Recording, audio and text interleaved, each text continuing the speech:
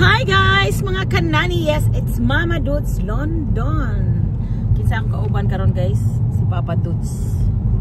Nangadto mi og kuan guys kanang nangadto mi og kanang Filipino shop kaniha sa Earth Court kay namalit mi og bangos kanang unsay ko na nang bulaklak dat Bisaya. Din sa kanang Bisaya sa ginabot niya. Namalit mi daghan kayong mga food ng mga Filipino food look guys. So happy. Lover.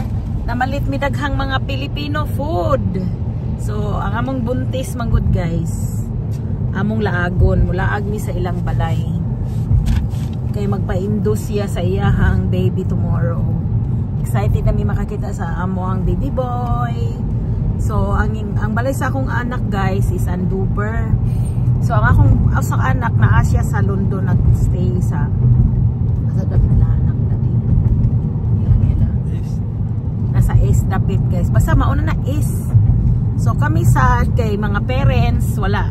You know, akong mga anak wala may tayo mo duaw na mo. Kami na lang mo duaw nila. So mao gini guys. To be honest guys no, nagpasalamat lang gid ko sa akong mga anak kay sobra na jud ka buutan. Especially ani akong mga anak gani sa mga na partner sa akong mga anak. Di jud makaingon jud ko siguro bless lang jud mi nga pagkainahan. Dili sa paghambog ha kay lain-lain matag mga anak no.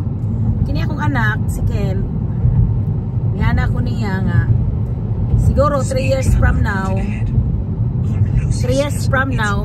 kuan mi kanang kay wala naman mi kuanan kanang wala nami angay planuhan ba kay about sa balay sa Pilipinas na nami duha ka balay about sa mga sakyanan na nasad dili sa panghambog ha.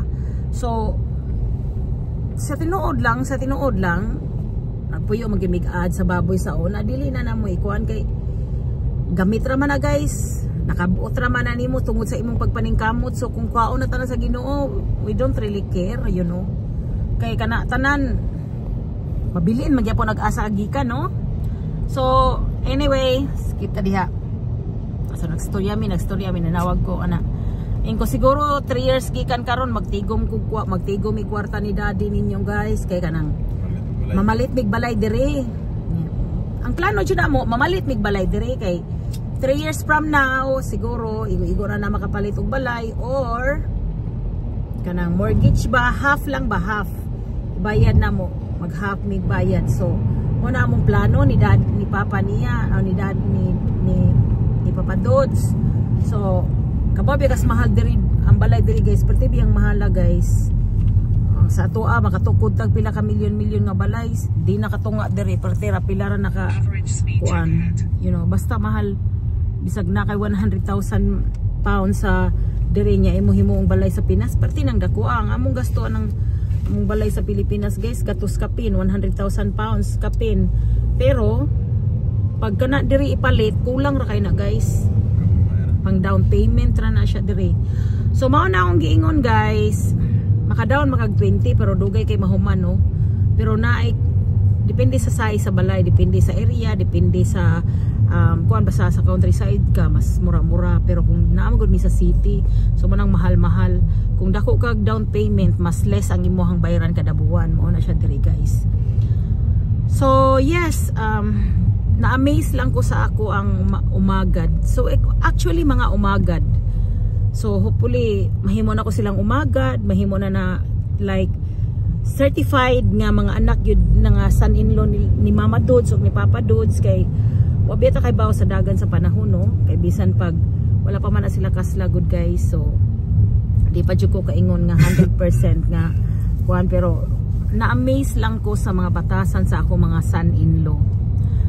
Abi ninyo man na ako sila gipangkargo nga ingon gastosi akong mga anak sa kasal kay mauni mauna ang importante ra ginamo nga isip inahan ug amahan usa ra gyud among gisulti.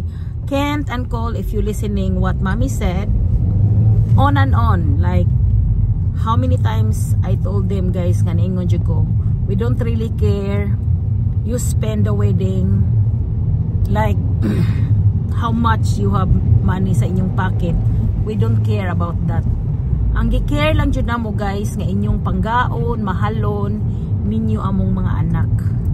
And kung giunsa na mo pagmahal ang among mga anak, sama sa untang inyong ihatag nga pagmahal dito nila. Kay kung regarding sa pagmahal good guys, sobra. Gi-raise na mo among kinabuhi tungod, especially ko gi-raise na akong life tungod sa akong mga anak. Nila ni gawas kong nasod para lang matagaan ako future ang akong pamilya. Like mo grow amo ang pagpuyo anak. Magnadyo mi makita nga matawag na mong amoa. So yeah.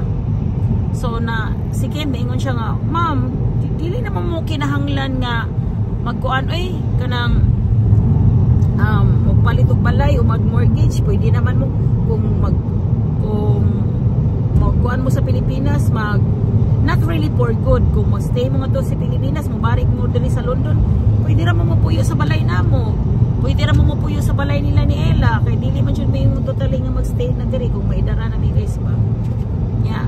Si Cole sad ingon sa si Cole, ma'am, don't worry if you stay in Philippines.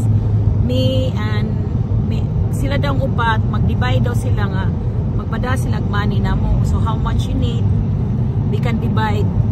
Ana sila guys. So na-amaze lang ko sa akong mga anak guys ba. Both side, son-in-law. I'm blessed, no? I'm blessed. So individual parents blessed man yun, no? Pero blessed lang ko sa kabuutan sa akong mga anak. So what I'm saying guys, kung ginakong gingon, kung unsang punuan, pagbutang nimo og fertilizer sa imuhang mga anak, mausa na imo grow. So I'm so happy, super happy. So ay i-correct akong English kay matuog ta mo tanan, ay jud i-correct. Kay mao ra ni mga tanang mananaw ra gani mo, ay mo pangurek og English kay dili tanang mga vlogger o content creator or mga tao nga may English. Iabot lang mi ni English nga country pero wala mi nakahuman o you know. That's it. Mao ra na akong gingon. I mean, you i-correct. Oh, anyway guys, and God bless everyone. Happy sa mga kanani dyan. And